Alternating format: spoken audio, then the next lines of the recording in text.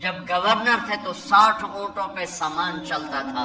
جب امیر المومنین بنے تو بچے کہنے لگے ماں سے کہ عید کا موقع آ رہا ہے، ابا سے کہو ہمیں نئے کپڑے تو لے کر دیں. ان کی ماں کا نام ہے فاطمہ، بچوں کی ماں کا نام فاطمہ بنت عبد الملک.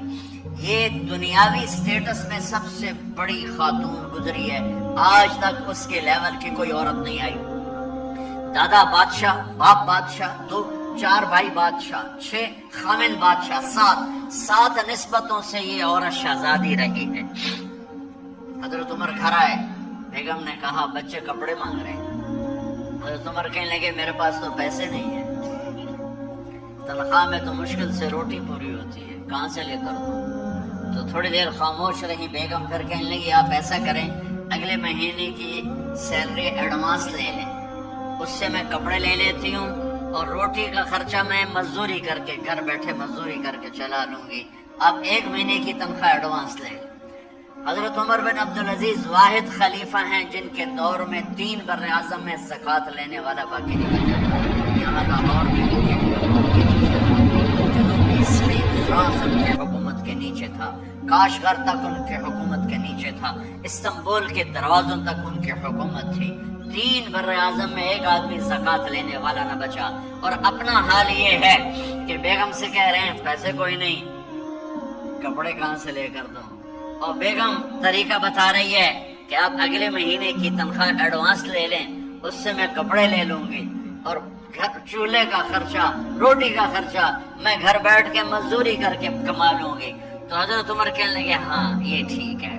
باہر آئے وزیر خزانہ مزاحم، انہیں بلایا کہ بھائی ہمیں اگلے مہینے کی تنخواہ ایڈوانس چاہیے، یہ تنخواہ والے لوگ بیٹھے ہوئے تنخواہیں لیتے ہیں. اس نے کاغذ قلم آگے رکھ دیا، کہا حضرت یہاں لکھ کے دے دیں آپ 1 مہینہ زندہ رہیں گے میں تنخواہ دے دیتا ہوں. اب مجھے لکھ کے دے دیں آپ 1 ماہ زندہ رہیں گے میں آپ کو تنخواہ دے دیتا ہوں. چپ کر کے اٹھے، ایک لفظ نہیں بولے، گھر گئے. حضرت اپنی بیگم فاطمہ سے کہا بیگم بچوں سے کہہ دو کہ باپ کے پاس کپڑے لے کر دینے کی سخت نہیں ہے، اور خزانے ایسے بھرے پڑے تھے کہ زکوٰۃ لینے والا کوئی نہیں تھا. عید کی نماز ہوئی، نماز کے بعد جب ساری فیملی ملنے آئی اور بچے بھی ملنے آئے تو ان کو دیکھ کر ان کی آنکھوں میں آنسو آ گئے. کہنے لگے بچوں آج تمہیں دکھ تو ہوگا اپنے باپ پر کہ ایک جوڑا کپڑا بھی لے کر نہ دیا عید کا.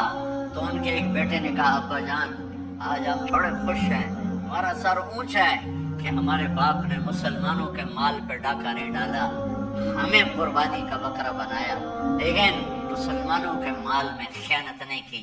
یہ ان کا طرز حکومت تھا، اس طرح انہوں نے حکومت کی.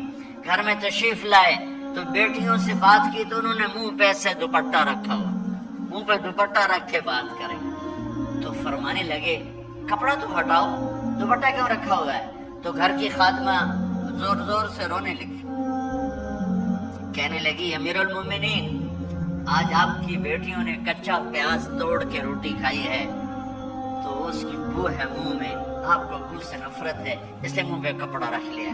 تو حضرت عمر اتنا روئے کہ ان کی داڑھی تر ہو گئی. کہنے لگے آخر میں جب تھوڑا صاحب آسرے میں آئے کہا میری بیٹی ہو تمہارا باپ تمہیں بڑے اچھے کھانے کھلا سکتا ہے لیکن میں جہنم کو برداشت نہیں کر سکتا، میں جہنم کی آگ برداشت نہیں کر سکتا. اب مرنے کا وقت آ گیا. جب وہ گورنر تھے تو 60 اونٹوں پہ ان کا سامان چلتا تھا، اور جب وہ امیر المومنین بنے تو عیادت کے لیے لوگ آ رہے تھے تو سالم عیادت کے لیے آئے. فاطمہ کے بھائی کپڑے دیکھے امیر المومنین کے تو بہن کو ایک طرف کر کے فرمایا، بڑے نیک سرداروں میں سے تھے یہ مسلمہ بن عبد الملک، کہنے لگے امیر المومنین کے کپڑے تبدیل کروا دو، لوگ پوچھنے آ رہے ہیں تو میلے کپڑے اچھا نہیں لگتا. کہا جی بھائی کرواتی ہوں. اگلے دن جب وہ حال پوچھنے آئے تو پھر وہی کپڑے تھے تو انہوں نے ان کو الگ جا کر کہا بہن میں نے تمہیں کہا تھا کپڑے بدلوا دیتی، کیوں نہیں بدلوائے؟ تو وہ رونے لگی،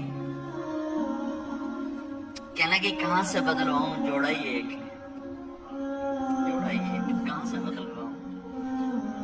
اور حکومت کتنی تھی؟ 3 بر اعظم. बर आजम की हुकूमत।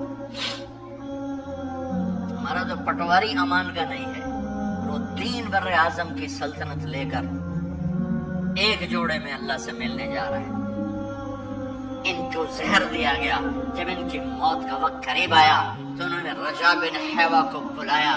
सुनने वाली बात है बच्चों। उनसे फरमाने लगे, सुनो, मैंने 3 बादशाहों को कब्र में उतारा।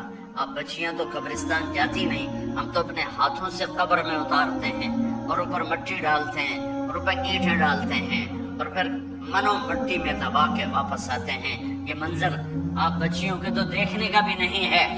वो कहने लगे, मैंने 3 बादशाहों को मिट्टी में डाला, लेकिन उनके कफन की गिरा को जब खोल के देखा तो उनके चेहरे किबले से हट चुके थे, वो रंग उनके काले पड़ चुके थे। वलीद बिन अब्दुल मलिक, सुलेमान बिन अब्दुल मलिक, अब्दुल मलिक बिन मरवान, अब्दुल मलिक बाप, वलीद बेटा, सुलेमान बेटा, ये तीनों उनके चेहरे काले हो गए थे और उनका किबले से मुंह फिर गया था। अब मैं मरने लगा हूं, मुझे पहले जरूर चेक करना कि मेरा अल्लाह मेरे साथ क्या करता है। पहले तीनों की जुल्म की हुकूमत थी, इनके चेहरे किबले से क्यों हट गए? आपको अजब बात बताऊं, वलीद बिन अब्दुल मलिक रोजाना तहज्जुद में खड़े होके 10 सिपारे पढ़ता था। 10 सिपारों की तिलावत तहज्जुद में करता था खड़े होके, और किबले से चेहरा हट गया। सुलेमान बिन अब्दुल मलिक तहज्जुद गुजार, चेहरा किबले से हट गया। जुल्म किया, जुल्म किया, जुल्म किया, खून को पानी बना दिया, हुकूमत पर शरीयत को कुर्बान किया, रिश्ते नातों को कुर्बान किया।